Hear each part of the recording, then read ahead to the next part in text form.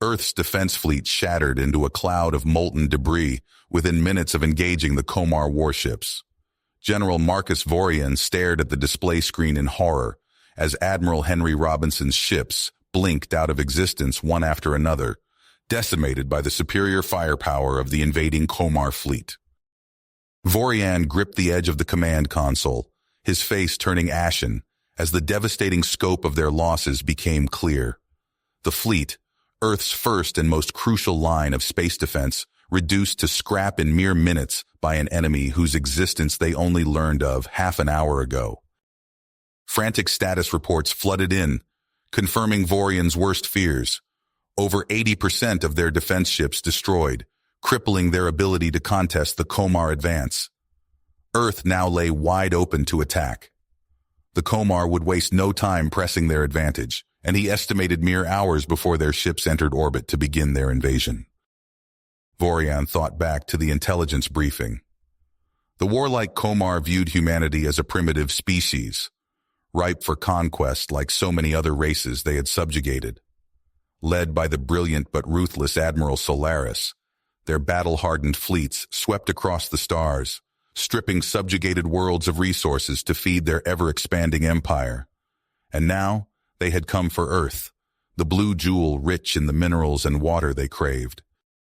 The general's tactical mind raced, searching for options, but with the fleet nearly obliterated, he was grasping at straws. They had to slow the Komar advance and fortify Earth's defenses, but how could they buy enough time with so little left to fight with? He turned to his scientific advisor, Dr. Hideki Tanaka, desperation tinging his voice. "What do we have, Doctor? There must be some advanced tech we haven't field-tested, a prototype weapon, anything." Tanaka hesitated, then spoke carefully. "There may be one option, but it's a long shot." A ping on Vorian's comms snapped him out of his grim musings. Admiral Robinson's haggard face filled the screen, his uniform torn and bloody. The bridge behind him belched smoke, and sparks sputtered from shattered consoles. "General," Robinson shouted over the cacophony, "I managed to escape the fleet's destruction aboard the Intrepid. She's badly damaged, but I had to report back." Vorian leaned forward. "What's the situation out there, Henry?" "It's grim, Marcus." Robinson coughed, wiping blood from his lips. "But there's more. I witnessed the Komar using some kind of advanced teleportation tech. They're rapidly deploying troops onto our orbital infrastructure, space stations, mining colonies, the works." Ice settled in Vorian's gut. The aliens were already establishing footholds above Earth. "Understood, Admiral. Get yourself to safety. I'll handle this." He spun to face his staff, barking orders. "I want all remaining units to converge on those locations immediately. We cannot let the Komar dig in. Destroy those outposts with extreme prejudice before they can reinforce them." As his officers scrambled to relay the commands, Vorian turned to Tanaka. "That long shot you mentioned. I need it now more than ever." The doctor nodded. "Engineer Landis and his team have been working around the clock. They're outfitting our remaining ships with experimental shield tech reverse-engineered from a downed Komar scout." "Will it be enough?" "If successful, it could help level the playing field," Tanaka replied. "But I can't make any promises." On the Komar flagship, Admiral Solaris studied the tactical displays with a predatory gleam in his eye. Reports streamed in of the humans' fierce counterattacks against his troops' orbital outposts. Impressive, but futile. Such tenacity from a primitive species, he mused. Admirable, but ultimately pointless. They only delay the inevitable. Solaris turned to his subordinates. "Accelerate the invasion. Begin orbital bombardment of their military installations and major population centers. I want them crippled before our troops make planetfall." As the first Komar dropships punched through the atmosphere, Vorian watched the devastation reports flooding in with a heavy heart. Smoking craters where bases once stood. Cities ablaze as plasma blasts rained from above. They were rapidly running out of time. In the secure lunar facility, Tanaka wiped sweat from his brow as warning klaxons blared. His team dashed between consoles, frantically trying to charge the experimental weapon. Reroute power from the secondary systems, he yelled over the alarms. And someone find that coolant leak, or we'll all be cooked before the Komar even reach us. An engineer called out from across the room. Dr. Tanaka, at this rate, we need at least another 48 hours to bring Thor's hammer online. Tanaka slammed a fist on the console. Not enough time. It was never enough damn time. On the outskirts of Mumbai, Private Singh peeked out from the rubble of a collapsed building. His eyes widened as a dozen massive Komar landing craft descended from the smoke-choked sky like monstrous metallic wasps. Singh glanced at the soldiers huddled around him, his friends, his brothers. Fear reflected in their eyes, but beneath that, the furious commitment to protect their home at any cost.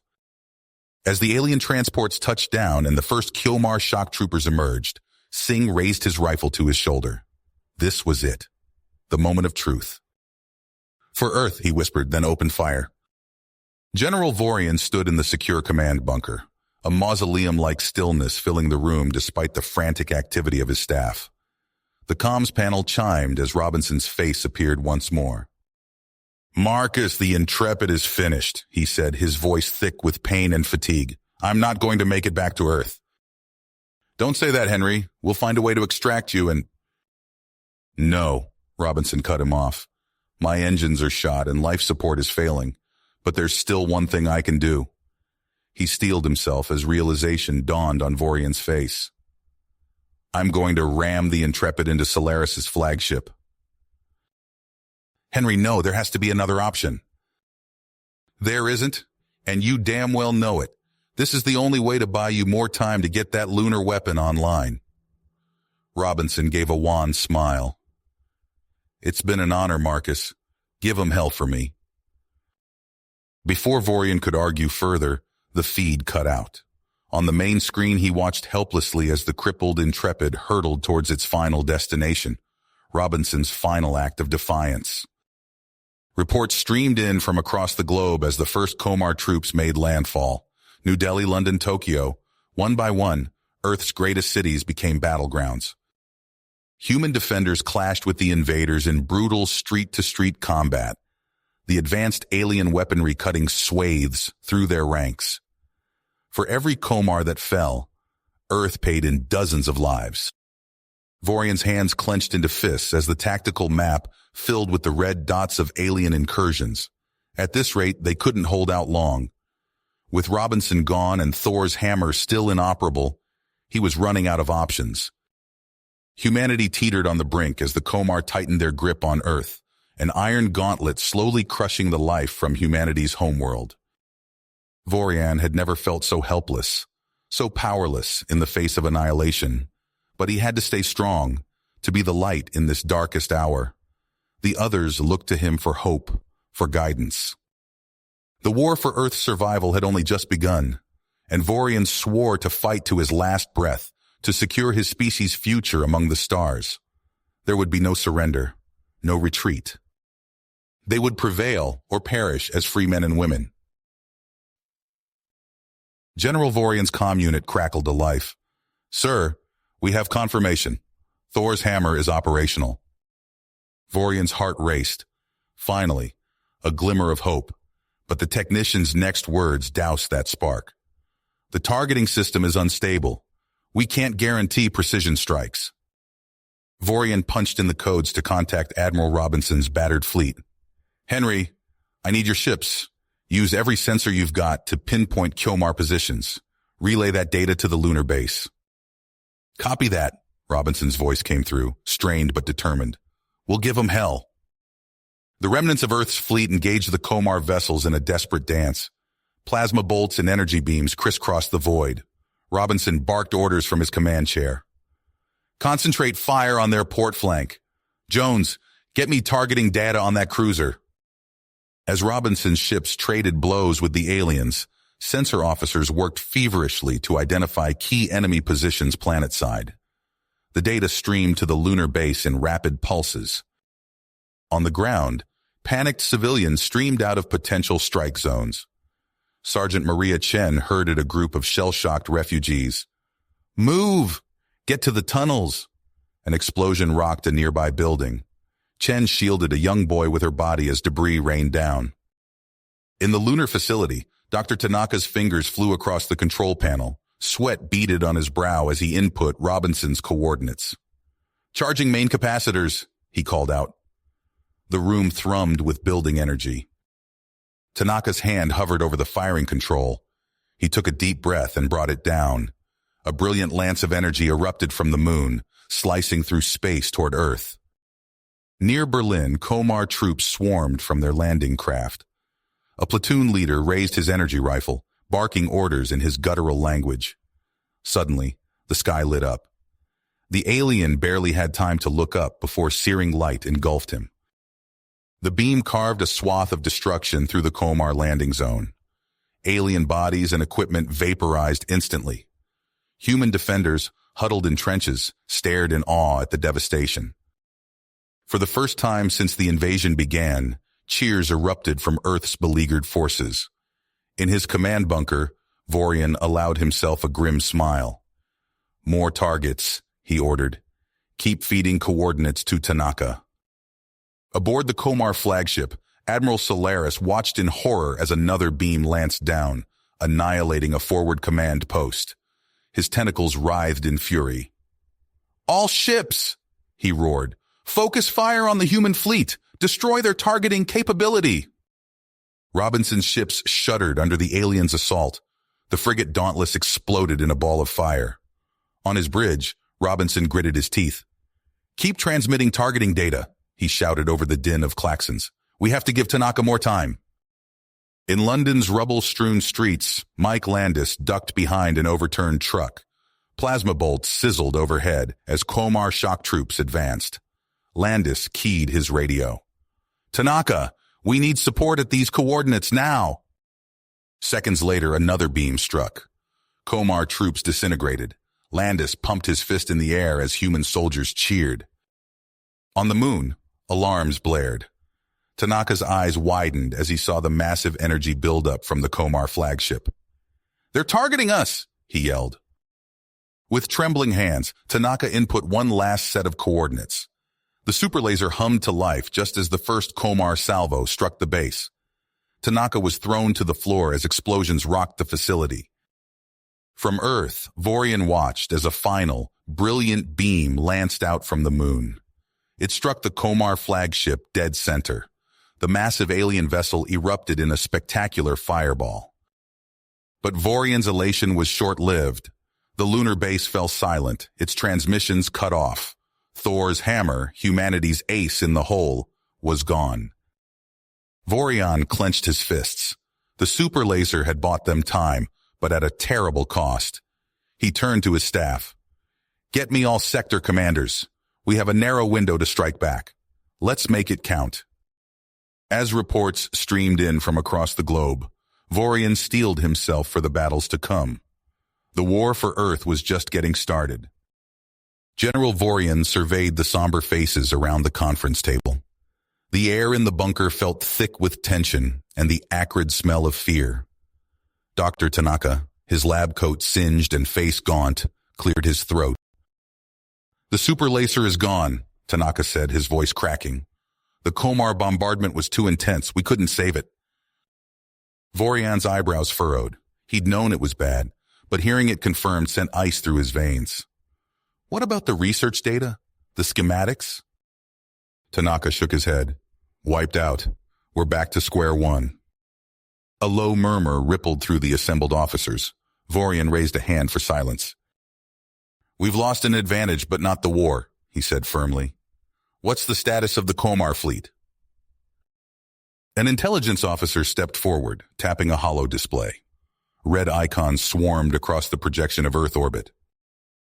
"They're regrouping fast, sir. Our strike hurt them, but they still outnumber us significantly, and—" The officer hesitated. "Spit it out," Vorian growled. "Admiral Solaris survived. He's taken command of the entire invasion force." Vorian's blood ran cold. Solaris was ruthless, cunning. This changed everything. "He's preparing for an all-out assault," the officer continued. "Our projections indicate they'll hit us with everything they've got within 72 hours. Vorian stood, pacing the length of the table. His mind raced through scenarios, each bleaker than the last. They couldn't win a space battle, not anymore, which left only one option. "We draw them to the ground," he said finally. "It's our only shot. We nullify their tech advantage and make this a slugfest." He turned to his operations chief.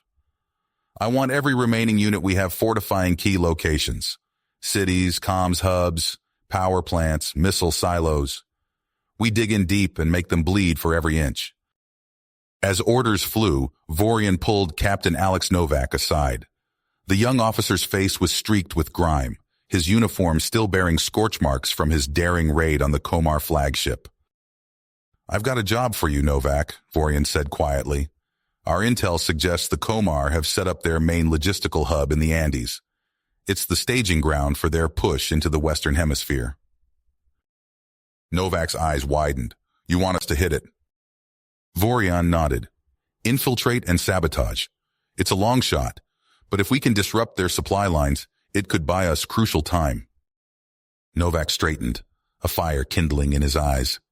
"We won't let you down, sir." As Novak assembled his strike team, Mike Landis oversaw frantic construction efforts around major population centers. Railguns and missile batteries sprouted like metal weeds, their barrels aimed skyward. Landis wiped sweat from his brow, shouting orders to a work crew. "Move it, people! We need these defenses online yesterday." A nearby technician approached, tablet in hand. "Sir, we've run the simulations. Even with these new emplacements, they won't be enough to stop a full Komar bombardment." Landis sighed heavily. "I know, but they might force the bastards to commit ground troops, and that's where we have a chance." In Europe, Admiral Robinson stood on the bridge of his battered flagship. The remnants of Earth's once proud space fleet limped in formation around him. A junior officer spoke up. "Admiral, we're picking up massive energy signatures. The Komar, they're beginning bombardment of civilian targets." Robinson's hands gripped the command rail until his knuckles turned white. "Prep for immediate engagement. We hit their troop carriers with everything we've got left." As his crew scrambled to battle stations, Robinson stared out at the stars. He knew the odds. This might well be humanity's last stand in space. Back in the command bunker, Dr. Tanaka hunched over a console, fingers flying across holographic keys. Lines of alien code scrolled past faster than the eye could follow. "What exactly are you doing, Doctor?" Vorian asked, peering over Tanaka's shoulder. Tanaka didn't look up. "Remember that Komar virus we captured? I'm repurposing it. If we can get it into their systems, we might be able to cripple their comms, their logistics, maybe even their weapons." Vorian frowned. "Can you do it?" Tanaka's fingers paused. He looked up, eyes haunted. "Maybe, but getting past their cyber defenses, it would be a miracle." High in the Andes, Captain Novak and his team crouched behind an outcropping of rock. Below them sprawled a vast Komar base, swarming with alien activity. Novak lowered his binoculars, face grim. "This is insane," his second-in-command whispered. "There must be 10,000 of them down there." Novak nodded slowly. "At least." He keyed his comm. "Command, this is Novak. We've got eyes on the target. But, sir, this is a suicide mission." Static crackled, then Vorian's voice came through. "What's your assessment, Captain?" Novak hesitated, weighing their slim chance of success against the certainty of their deaths. The fate of Earth hung in the balance. "Sir," he said finally, "we're going in." In the command bunker, Vorian ended the transmission. He stared at the global strategic display, watching as red Komar icons advanced inexorably towards blue human strongpoints. The general felt the weight of billions of lives on his shoulders. He knew the brutal truth. They were out of options, out of time. Earth's last, desperate stand was about to begin. Vorian straightened his uniform and turned to address his staff. "This is it, people. The next few days will decide the fate of our species. General Vorian's eyes scanned the tactical display, tracking the deployment of Captain Novak's team. The stealth shuttles ghosted through the night sky, their heat signatures barely registering on the most sensitive instruments. Vorian's breath caught in his throat as the shuttles neared the Komar air defenses. One detection, one stray energy pulse, and the mission would be over before it began. The shuttles slipped past undetected. Vorian allowed himself a small nod of approval. In the cramped confines of the lead shuttle, Captain Novak checked his gear one last time. The hum of the stealth engines filled the cabin as his team sat in tense silence. Through the viewports, the jagged peaks of the Andes loomed ever closer. 2 minutes to drop, the pilot's voice crackled over the intercom. Novak stood, steadying himself against the bulkhead. "Listen up," he said, his voice low but firm. "We all know what's at stake here. This isn't just about taking out one base. The entire war could hinge on what we do tonight." The shuttle touched down with a soft thud. Novak hit the release for the bay doors. Cold mountain air rushed in as his team filed out, weapons at the ready. They crouched low, using the rugged terrain for cover as they advanced on the Komar base. As they crested a ridge, Novak's eyes widened. The intelligence reports hadn't done it justice.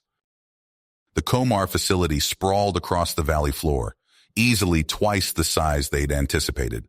Energy barriers shimmered in the darkness, creating a dome over the complex.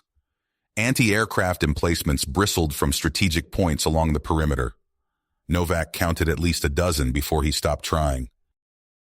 "My God," Lieutenant Parks whispered beside him. "How are we supposed to get inside that?" Novak's earpiece crackled. "Captain, this is Dr. Tanaka. Do you copy?"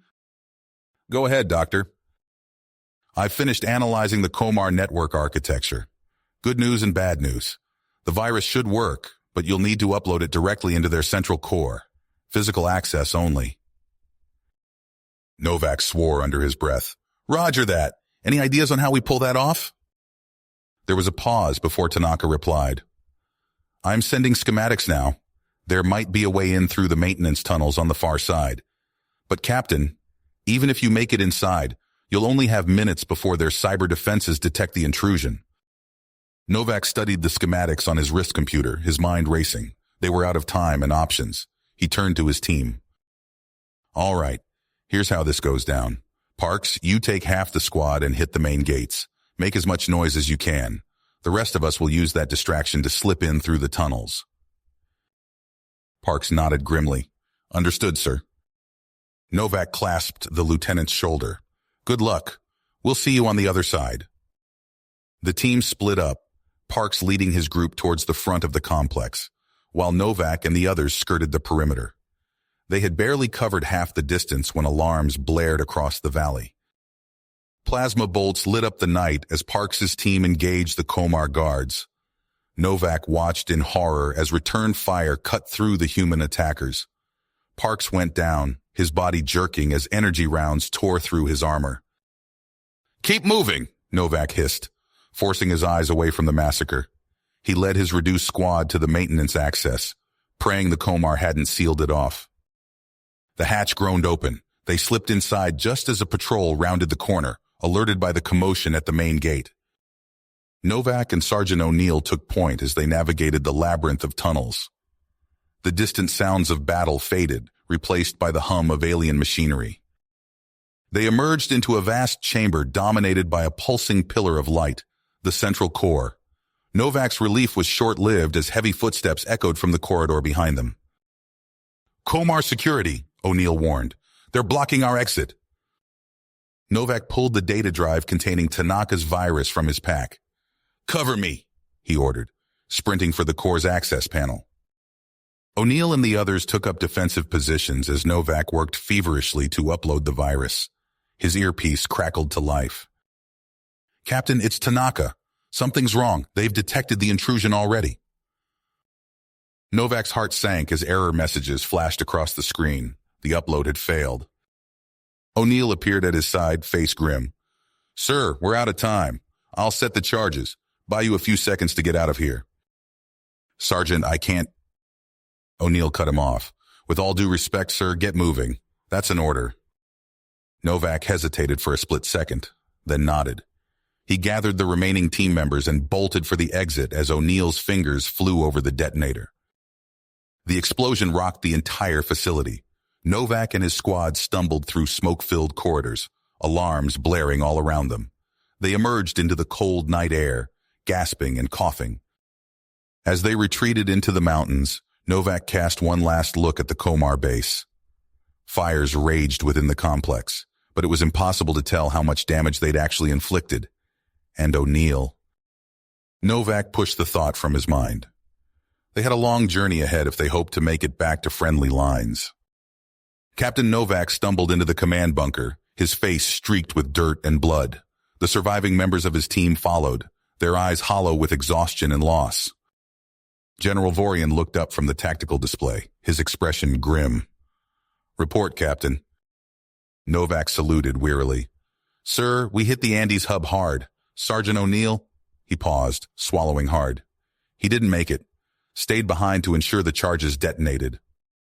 Vorian nodded, a flicker of pain crossing his features. "His sacrifice won't be in vain. Your operation has bought us precious time." On the massive screen behind them, red icons representing Komar forces swarmed across the globe. Vorian turned to his staff. "We need to fortify our key assets immediately. Redirect all combat units to establish defensive perimeters around government centers, military installations, and nuclear silos." As orders flew out, reports streamed in from around the world. Admiral Robinson's voice crackled over the comms. "This is Robinson. We've taken out several Komar transports, but..." Static burst through the channel. "We've lost the Intrepid and the Valiant. Running out of ships up here, General." In Los Angeles, Mike Landis crouched behind an overturned car, the sounds of battle echoing through the city streets. He gestured to a group of civilian militia members. "All right, people, remember the plan. Hit and fade. Don't give them a clear target." A thunderous explosion rocked the ground as a hidden mine detonated, taking out a Komar assault vehicle. Landis grinned fiercely. "That's it. Now fall back to the next kill zone." Across the Atlantic, Paris burned. Komar dropships descended through smoke-filled skies as French and NATO forces fought desperately to hold the line. A young lieutenant screamed into his radio. "They've breached the outer defenses. We need reinforcements." His voice cut off in a burst of static. Back in the command bunker, Dr. Tanaka hunched over his console, fingers flying across the keys. He looked up at Vorian, eyes bloodshot from lack of sleep. "The virus is still working, General. It's slowing them down, but Solaris is adapting. We've got maybe 12 to 18 hours before he overcomes it completely." Vorian nodded grimly. "Then we make every second count." He turned to his operations chief.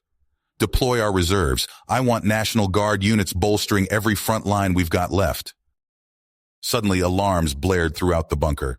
A technician's voice rang out, filled with horror. "Sir, we're detecting massive energy signatures over Shanghai, Moscow, and Cairo. They're firing from orbit."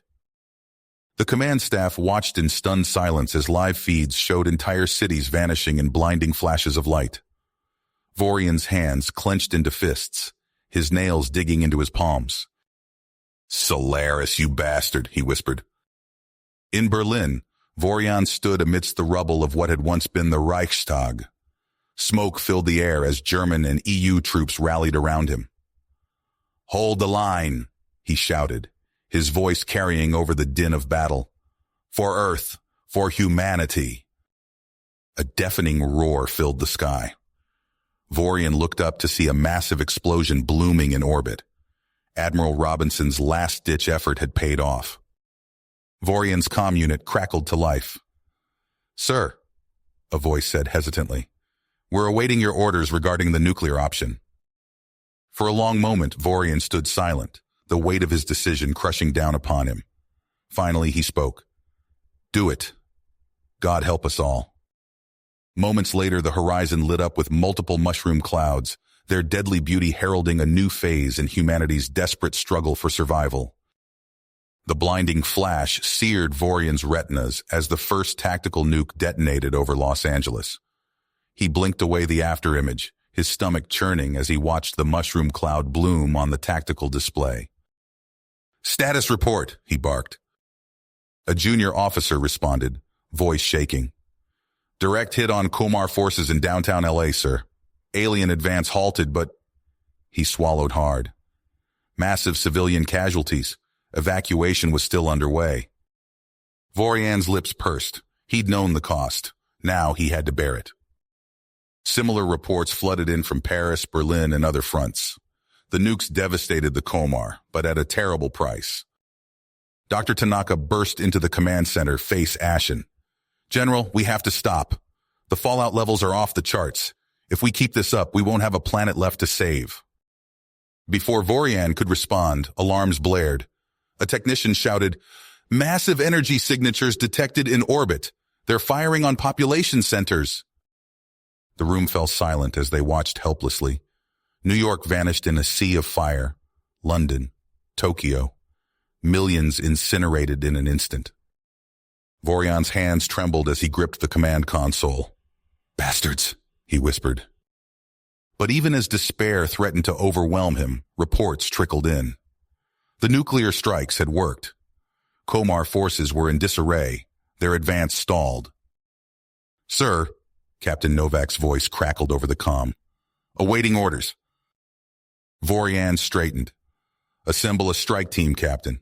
We've located Solaris's command center. Take that son of a bitch out. As Novak acknowledged, another transmission cut in. Admiral Robinson's face appeared on screen, his bridge a chaos of sparks and smoke. This is it, old friend, Robinson said, a grim smile on his face. We've crippled their orbital command, but... He coughed. No way out for us.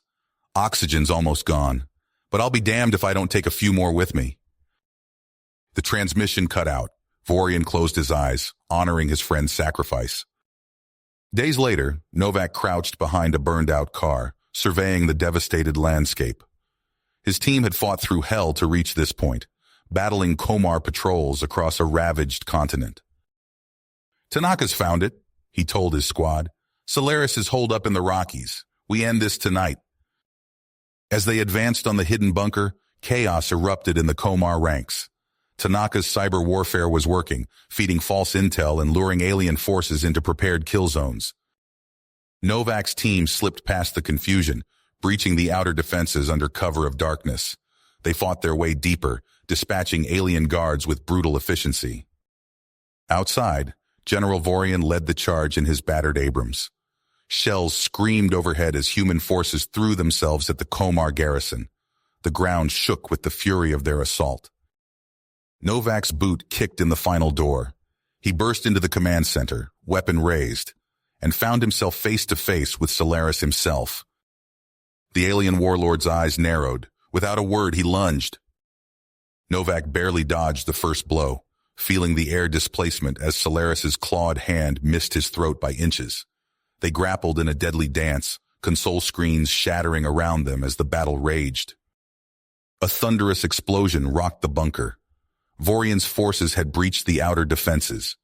Human and Komar soldiers poured into the underground complex, the cramped corridors erupting into a frenzied melee. Vorian himself led the charge, firing his sidearm as he advanced. His eyes locked on the command center ahead, where Novak and Solaris still fought, with one final push. Burst! Vorian charged forward, his weathered face etched with fierce intensity.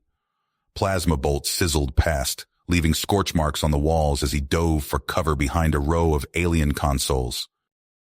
Novak grappled with Solaris, their struggle a blur of desperate strikes and counters. The captain's fist connected with the alien's jaw, drawing a hiss of pain.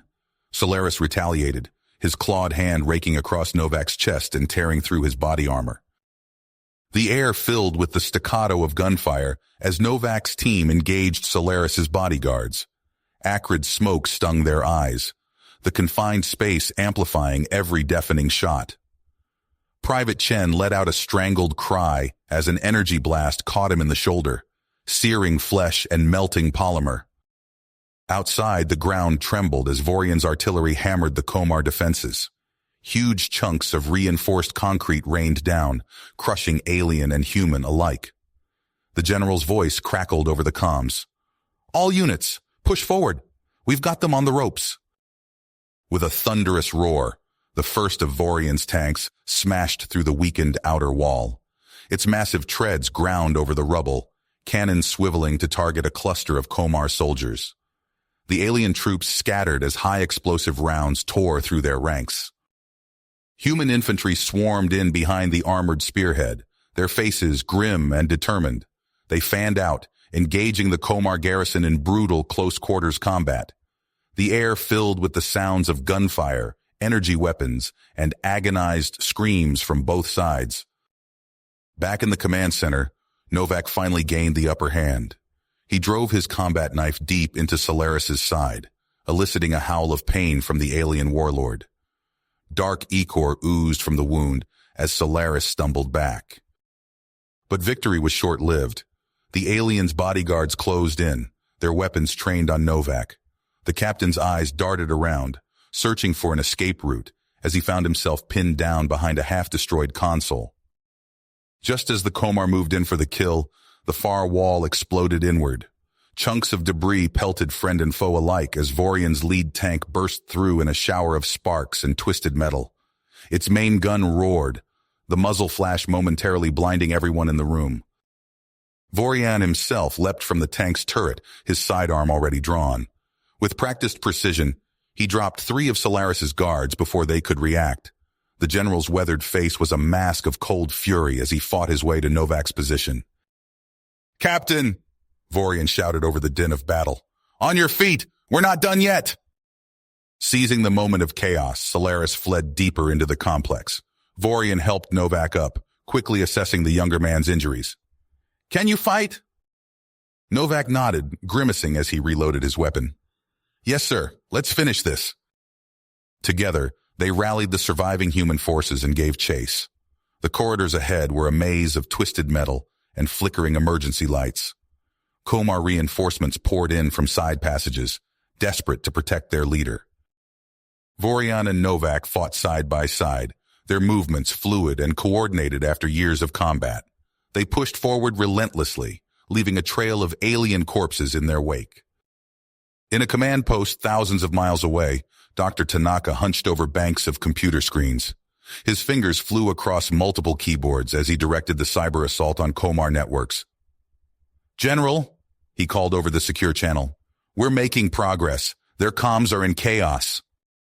Tanaka's team worked feverishly, injecting false orders and scrambling Komar communications.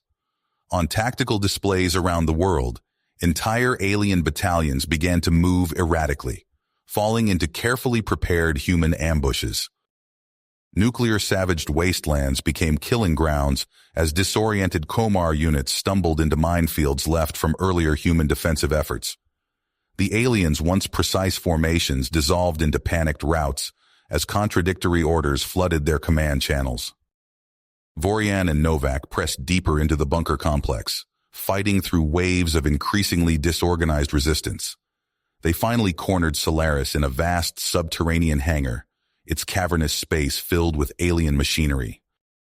The wounded Komar warlord scrambled into a towering war mech, its sleek lines a stark contrast to the crude human tanks.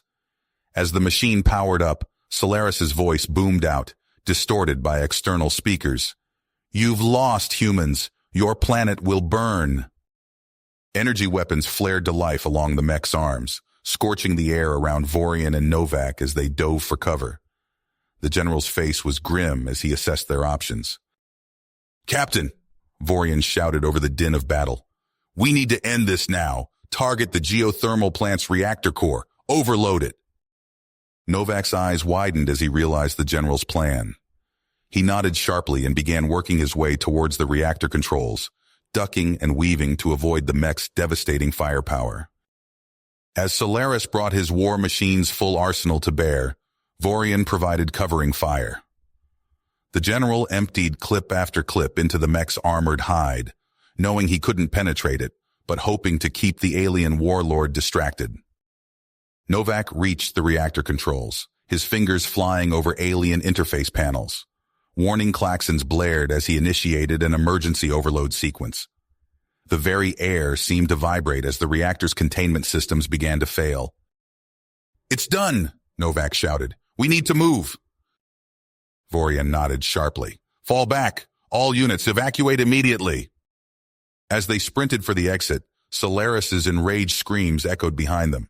The complex shook violently, entire sections beginning to collapse as the reactor went critical. Vorian and Novak burst out of the bunker mere moments before a massive explosion ripped through the entire facility. The shockwave knocked them off their feet, a wall of superheated air washing over them as they lay prone on the scorched earth. For several long moments they remained still, ears ringing from the blast. Slowly, painfully, they pushed themselves up to survey the devastation. Where the Komar command bunker had stood, there was now only a smoking crater. The surrounding valley was littered with the burning wreckage of alien war machines and the bodies of fallen combatants from both sides. Vorian's comm unit crackled to life. "General," came Dr. Tanaka's excited voice. "The blast disrupted their entire network. Our virus is spreading unchecked through their systems." A fierce grin spread across Vorian's face as he turned to Novak. "You heard the man, Captain. Let's finish this fight." He keyed his global command freak. General Vorian's voice crackled over the global command network. "All units, press the attack. We've got them on the ropes." Across the world, battered human forces surged forward. In Berlin, Captain Novak crouched behind a crumbling wall, his uniform caked with dust and blood. The ruins of the Reichstag loomed before him, its once proud dome now a jagged silhouette against the smoke-filled sky. "Jenkins, status report!" Novak barked into his comm. "Sir, Komar forces are dug in deep. We've lost 3 squads trying to breach the main entrance." Novak's face hardened. He peered around the corner, watching as another wave of alien shock troops poured from the building's shattered windows. Their chitinous armor gleamed dully in the half-light as they charged the human positions. "All units, fall back to secondary positions," Novak ordered. As his soldiers retreated, he keyed his long-range comm. "Command, this is Novak, requesting thermobaric strike on my position." There was a moment of stunned silence before the reply came. "Captain, confirm request. You're asking us to level the Reichstag?" Novak watched as more of his men fell to the relentless Komar assault. "Confirmed, Command. It's the only way." Minutes later, the sky split open. A blinding flash seared Novak's retinas even through his protective goggles. The shockwave hit like a physical blow, driving the air from his lungs. When he could see again, the Reichstag was gone. In its place stood a smoldering crater filled with liquefied alien remains. Halfway across the world, Dr. Tanaka's fingers flew across his keyboard. Sweat beaded on his forehead as he raced to stay ahead of the Komar cyber defenses. On the screens before him, alien dropships blinked out of existence as hijacked orbital weapons turned on their masters. "General," Tanaka called out, "we've taken control of 70% of their defense grid." But even as he spoke, alarms blared. New data streams flooded his monitors, showing uncontrolled plasma bombardments raking across Earth's surface. "My God," Tanaka whispered, "they're scorching entire continents." In his command bunker, Vorian received the reports with a face carved from stone. Cities reduced to ash, civilian casualties in the billions, the very atmosphere of Earth burning away under the onslaught. He turned to his second-in-command. "Get me a secure line to all nuclear launch sites. Authorization code, Broken Arrow." The ensuing chaos was almost as devastating as the alien attacks. Submarine captains and silo commanders, isolated for months, balked at the orders to essentially destroy what remained of their world. Vorian's voice rasped as he repeated the authentication codes for the 10th time. "This is General Vorian. Confirmation phrase, the Eagle has landed in darkness. I say again, launch all remaining nuclear assets." On screens around the world, they watched as missiles streaked into the sky. Komar ships broke orbit in pursuit, only to be caught in the airburst detonations. EMPs rippled across the globe, frying both alien and human tech indiscriminately. Vorian and his remaining troops sealed themselves in the deepest shelters they could find. Through walls of concrete and lead, they felt the world above them burn. Weeks passed before they dared emerge. Vorian stepped out into what had once been Moscow, his radiation suit crinkling with each movement. Where a proud city had stood, there was now only ash and twisted metal. The bones of the metro system poked through the rubble like the ribs of some great dead beast. As reports trickled in from around the globe, the true cost of their victory became clear. Humanity had won, but at a terrible price. Vorian found himself in command of a pitiful remnant, perhaps a few million survivors scattered across a ruined world. And then came the worst news of all. NORAD's long-range sensors, barely functioning after the EMPs, detected new Komar ships approaching from the outer solar system. In a hardened bunker beneath the ashes of Chicago, Vorian gathered what remained of Earth's leadership. Dr. Tanaka's face was gaunt as he delivered his report. "The damage to the atmosphere is catastrophic," Tanaka said. "Even without further attacks, the planet will be increasingly hostile to human life. Within a few generations—" He trailed off, unable to finish the sentence. Vorian studied the projections, his weathered face revealing nothing. At last, he looked up and motioned Tanaka forward. "Doctor," he said quietly, "initiate the Exodus protocol." Tanaka's eyes widened, but he nodded gravely. As the scientist hurried to carry out the order, Vorian embraced each of his advisors. No words were spoken. None were needed. Days later, a ragtag fleet of shuttles and cobbled-together spacecraft lifted off from Earth's surface. On board were the last remnants of humanity, including unborn children who would never know their species' homeworld as anything but a distant memory. From his position on the observation deck of the lead ship, Vorian watched as the missiles launched. They weren't aimed at the approaching Komar fleet. Instead, they struck Earth itself, precisely targeted to render the entire planet uninhabitable. The general's eyes never wavered as he watched his home die. Continents cracked and split. Oceans boiled away. The atmosphere itself seemed to catch fire, burning off into the void of space. When it was done, Earth hung before them, a scarred, lifeless orb. Vorian allowed himself a single tear for all that had been lost. Then he turned away, his gaze fixed on the red dot of Mars growing larger in the view screen. "Plot a course for our new home," he ordered. "Humanity has work to do." You have reached the end of the story. If you enjoyed this story and want to support us, please leave a like and subscribe to our channel. And for every comment that says 88, I will heart every single one of them. Thank you for your time.